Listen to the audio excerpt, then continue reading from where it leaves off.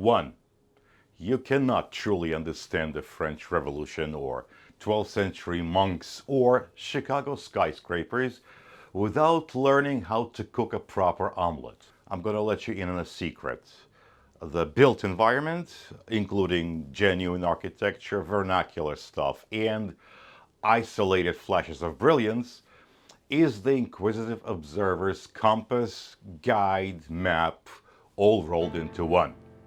It helps you get your bearings in time and space. 2. You may have noticed how good food, wine, and coffee taste even better if you've got a nice view.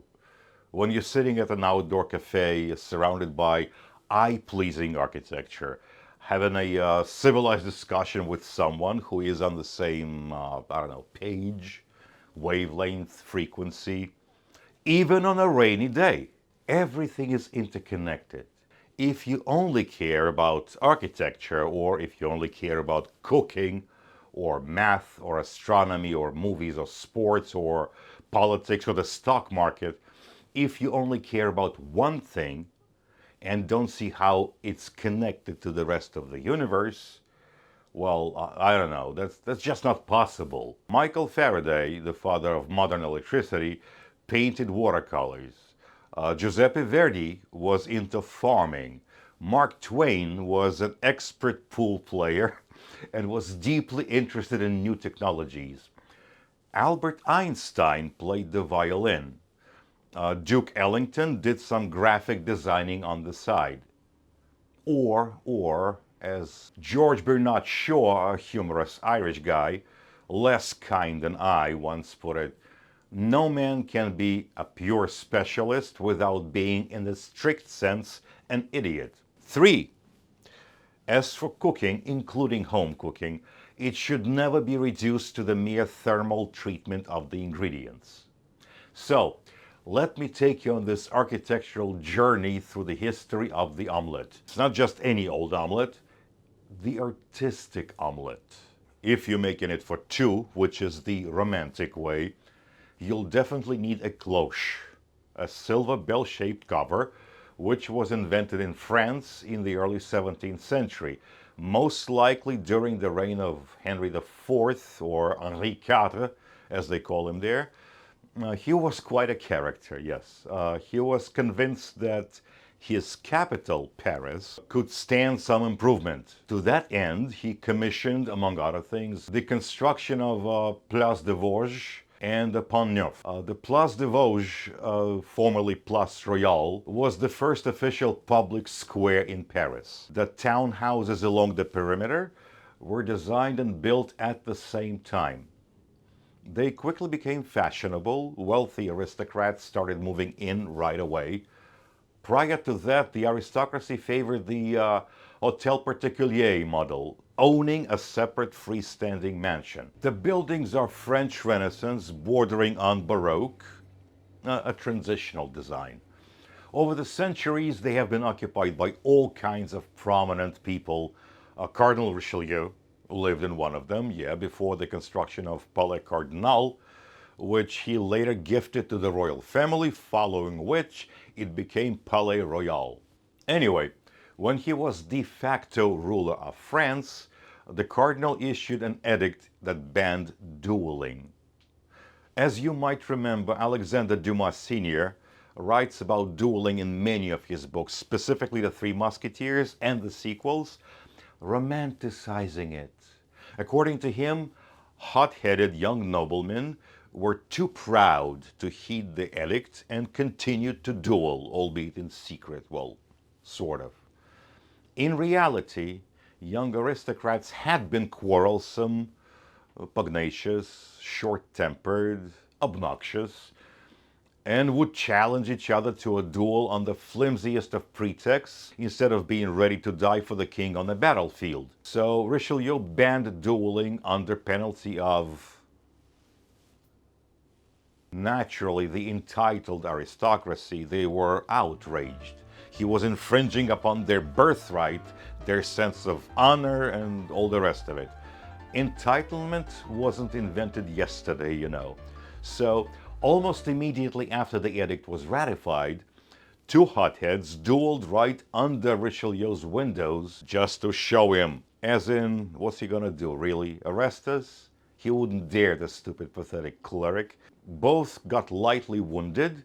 The duel ended in a tie, following which one of them came quickly to his senses and ran off to England. The other tarried a little, was arrested along with his second, and both of them on the Place de Grève, in front of the Hotel de Ville. No, the Hotel de Ville didn't look like the 19th century version.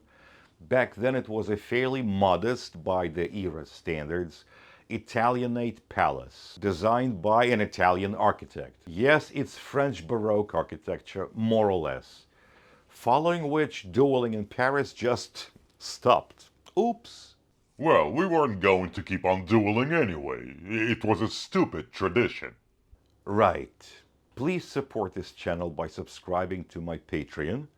It consists entirely of videos on subjects other than architecture, such as history, culture, movies, travel, religion, science, space exploration, and many others. Thank you for your support. As for Pont Neuf, it was the first bridge in Paris in which construction of houses, merchant stores, glorified booths, was outlawed. Carriage and pedestrian traffic only, no shoppers. While connecting the two celebrated banks, the left bank and the right bank, the bridge spans the tip of the Cité. One of the reasons it was constructed to begin with was to provide easy access for the royal family to Notre Dame. It is obscenely beautiful. Now, bacon is one of the principal elements when it comes to serving omelets. The American way is to cut pork belly into thin strips and smoke them. Then you cook it until it's crispy and chewable. That's right. The only culture that knows how to make bacon properly is American culture. Now, why is that? I don't know. You can travel to Venice, Rome, all over Germany, England, Canada, Russia, Ukraine, China, South Africa. All of them have some form of bacon, but it's not quite the same. The American way was invented in Chicago in the 1920s, you know, Oscar Mayer, the big breakfast campaign and all that. In those years, Chicago still looked presentable. The skyscraper church had just been built, which since then has been surrounded by architectural manure that keeps the church from being photographed or painted properly. It's an outrage. A church must never be upstaged by anything. Okay, so you'll need mushrooms, not just any old mushrooms, portobello mushrooms, because it's the artistic omelet. Portobello are cultivated mushrooms. There are documents pointing to the fact that maybe, just maybe, they started cultivating mushrooms in China in the 7th century AD, and then it spread to territories that are now Korea, Vietnam, Japan, and so forth. Curiously, they never cultivated mushrooms in the pre-Columbian New World. Yeah, the Maya civilization and the Aztecs, they used mushrooms in their cuisine, but it never occurred to them to cultivate them because just go to the woods and there's your mushrooms, tons of them. Of course, you need to learn to differentiate between poisonous, toxic mushrooms and good ones. But that's one of those skills that the Maya and the Aztecs had in abundance. A child of 3 knew the difference. It was a whole different story in France in the late 17th century because the urban population was not as skilled as the countryside population in distinguishing good mushrooms from poisonous ones. So cultivated mushrooms were the safe bet. Excellent choice, monsieur. One day, these cultivated mushrooms from Paris ended up on the dinner table of Louis XIV, the Sun King, in Versailles. He tried them and became obsessed. According to legend, he traveled all the way to Paris to meet the farmer. It is entirely possible that he subsidized further production, and that's how that type of mushroom, the button mushroom, became known as champignon de Paris, mushrooms of Paris. So there we have the Versailles Palace. Okay, so Louis built it when he became tired of the city, of both the Louvre and the Palais Royal. You know, constant plotting, palace intrigue, the streets are filthy and full of semi-literate, obnoxious commoners. Enough already. He had the Fontainebleau Palace, which by the way is weird. It's a mixture of different styles and epochs. They just kept adding to it century after century. But it was more like a summer residence, too far from the capital. Louis spent some time picking a place for a palace he was going to build from scratch. To that end, he initially picked the Chateau de Vincennes, the old castle. He had already knocked down all the buildings inside the walls, with the exception of the chapel and one tower, when suddenly he changed his mind. I am the king. I'm allowed to have whims. Problem? Selecting the little town of Versailles, a 6-hour trip by carriage from the Louvre, was not a good choice. But this only became clear when the contracts had already been signed and construction was already well underway. There were two problems. One, there was no viable water source. The locals used springs, shallow wells, and ponds. That was enough for them. But the palace and the park with all those fountains, yeah, Louis demanded 1,400 fountains to be built and functional in his palace gardens. They quite literally consumed more water per day than the entire city of Paris. So they built a few horse-driven mills to loop water from the local marshes in a closed circuit. Then they built this machine de Marly, an engineering marvel that used 14 huge water wheels on the River Seine to pump water over 500 feet uphill to the palace aqueducts. Even so, they only turned on the fountains when the king went out for a stroll in the gardens. And then they would just turn them off to conserve the water.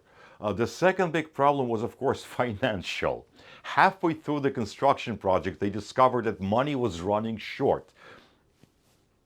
The wars were draining the economy, yeah, but that was just one of the problems. There is this myth about the province of Quebec coming to the rescue, which is complete nonsense. In reality, during the 17th century, the colony of New France was barely scraping by on the fur trade and repeatedly begged King Louis XIV for financial aid, military troops to fight the Iroquois, and basic supplies. Quebec was, in fact, yet another drain on the French economy, with one important caveat.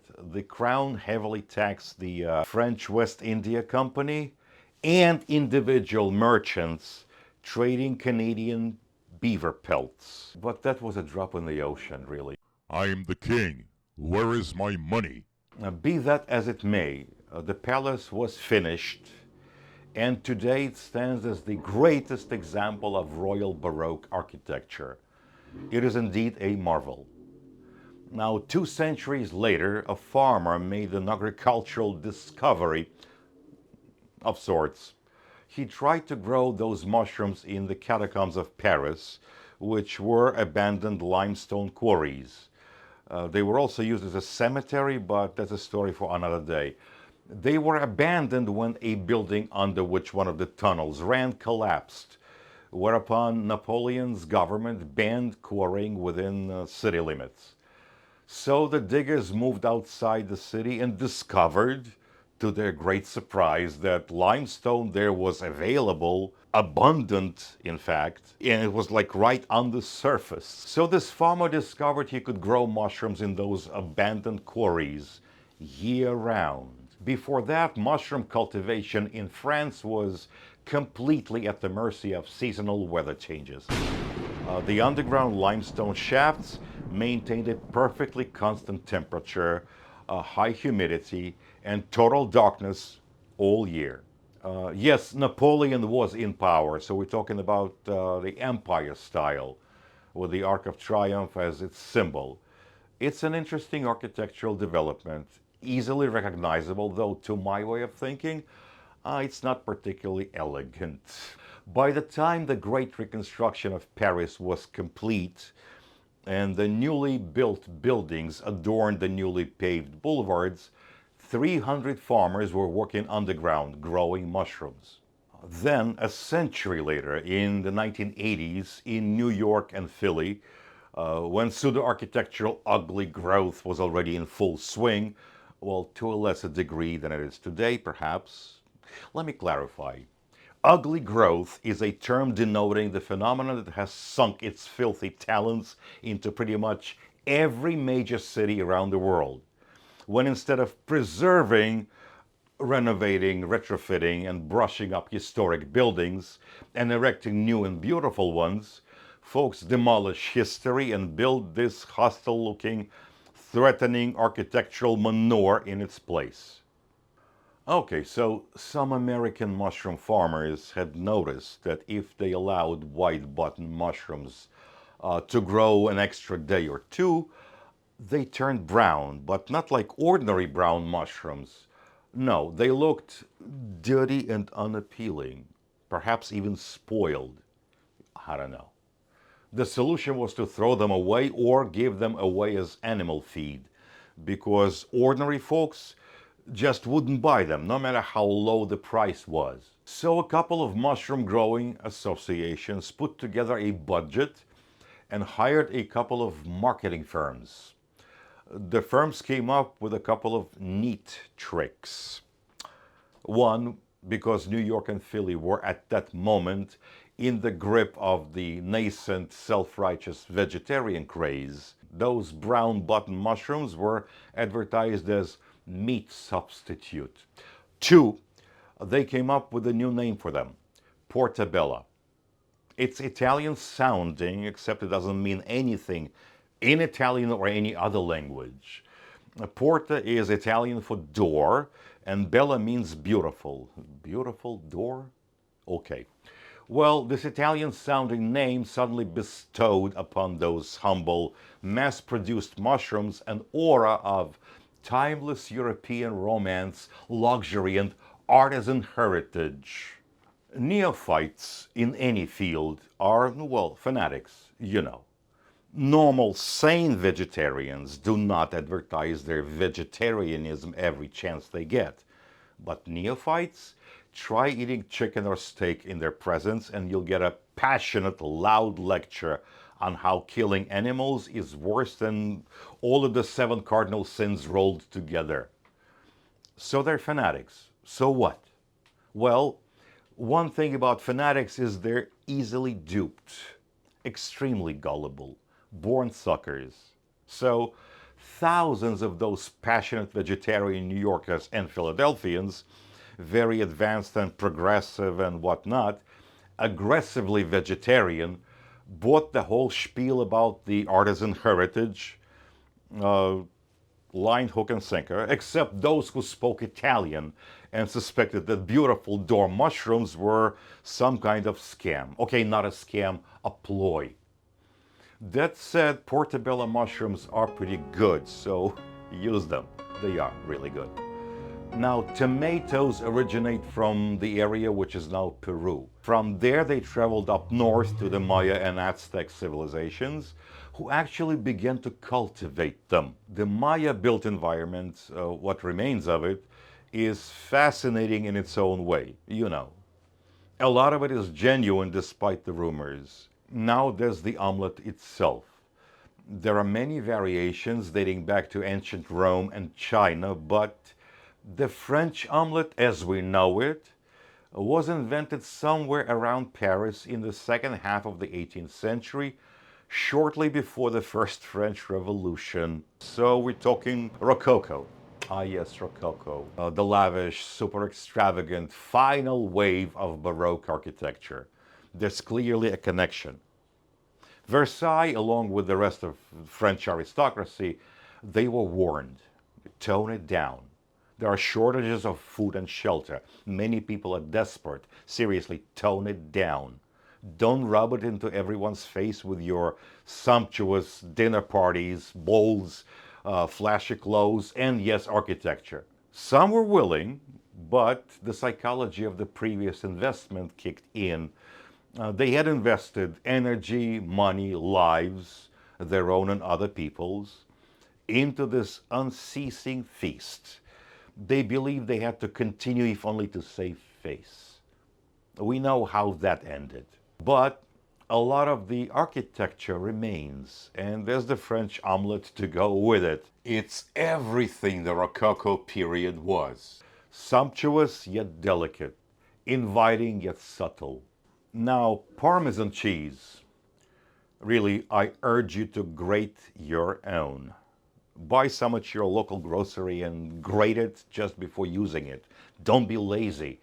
The reason I'm using this pre-grated nonsense is I'm an idiot. I opened the fridge just before filming and only found this can. Oops. Anyway, Parmesan cheese was invented by monks operating monastery farms in the plains between Parma and Reggio Emilia. There was this major logistical challenge. They had tons of cow's milk from their pastures, but no refrigeration. So they set out to engineer a food item that would safely preserve the milk over exceptionally long periods.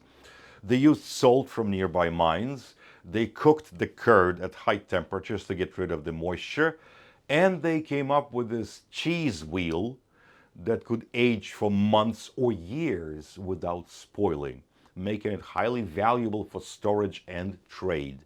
This was in the 12th century. 12th century Parma. Ah, yes, of course. Parma Cathedral. It's officially billed as Romanesque, but I assure you it's transitional. There's plenty of Gothic elements in it. Ignore the tower, which is Gothic and which was added 100 years later. Traditional Romanesque architecture is famous for being squat, heavy, dark, and fortress-like. The cathedral hints at the coming Gothic obsession with verticality and interior lighting. The entire altar space and transept, the presbytery, are significantly elevated over the sprawling Romanesque crypt below. This pushes the main ceremonial space upward, providing that stretching upward sense common to Gothic designs. Above the main nave arcade sits a second open gallery tier. This breaks up the solid stone walls, creating a lighter, more rhythmic and airy vertical alignment inside the church. The first official Gothic building, the Basilica of Saint-Denis, just outside of Paris, was still a couple of decades away. Finally, olive oil, with which you sprinkle the tomatoes, was known to man since time immemorial. Homer, composing his yarns in the 8th century BC, called it liquid gold. The Phoenicians were first to turn it into a true commodity, sending ships loaded with it to every port in the Mediterranean. But it was the Romans who, after demolishing Carthage and taking over a huge part of North Africa, industrialized it. They translated the agricultural encyclopedia written by Mago into Latin. They replaced small hand-turned stone mortars with huge donkey drive rotary stone mills to mash hundreds of pounds of olives at once. They engineered gigantic lever and counterweight beam presses. They established amphora pottery production lines. Tons upon tons of olive oil were shipped every year to supply Rome's heating, lighting, and bathing needs, in addition to cooking and condiment. Not much built environment from that Roman period survives to this day. It's all pre-Vitruvian, proto-architecture with a lot of Greek influence, as you can see. Some things are pretty, but there isn't much intricate engineering nor common grammar.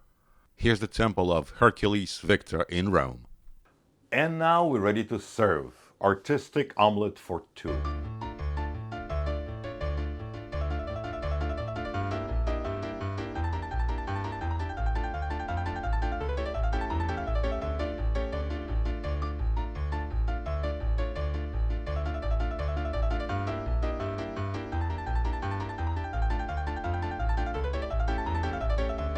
Thank you for watching. I'm Ricky Vernio, coming to you from Brooklyn, New York, and I'll see you soon.